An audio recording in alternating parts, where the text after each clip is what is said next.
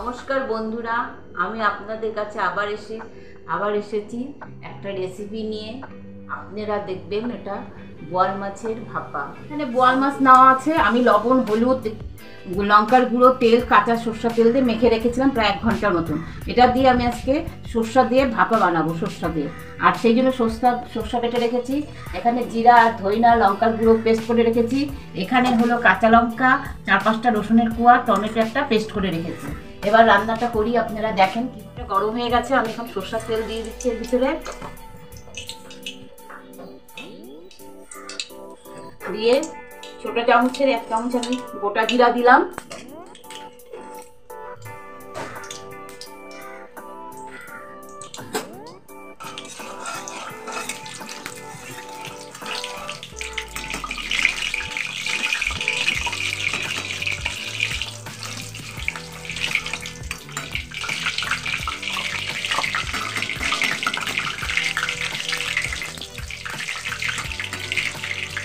ওটা যেটা একটু লাল লাল হয়ে গেছে, এখন পেস্ট করা মশলাটা দিয়ে দিলাম।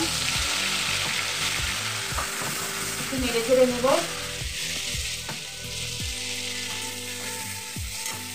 তার ভিতরে লঙ্কার পেস্ট, রসুন পেস্ট আর টমেটো পেস্ট দিয়ে দিলাম। একটু জল দেব।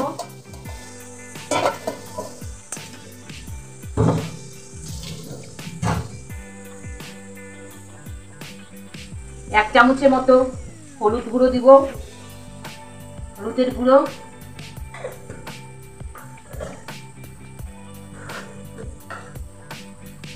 লবণ 1 চামচ আর 1/2 চামচ দিব। এটা একটু নেড়ে চেড়ে নেব। মশলা ভাজা হয়ে গেছে, তেল বেরিয়ে গেছে। আমি মাছগুলোতে সর্ষে বাটা মেখে নিয়েছি। এবার এগুলো সব ঢেলে দিব মশলার মধ্যে। কড়াইয়ের মধ্যে আমি সব ঢেলে দিয়েছি। একটু জল দেব।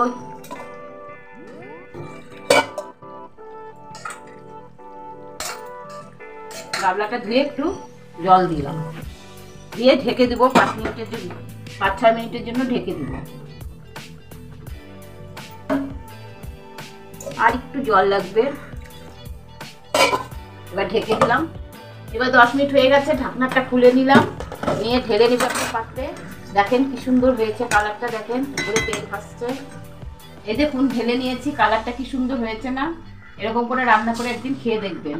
ভিডিওটা যদি ভালো লাগে লাইক করবেন ও সবার সঙ্গে শেয়ার করবেন এবং আমাকে কমেন্ট করে জানাবেন, ও আমার চ্যানেলটাকে আপনারা সাবস্ক্রাইব করবেন।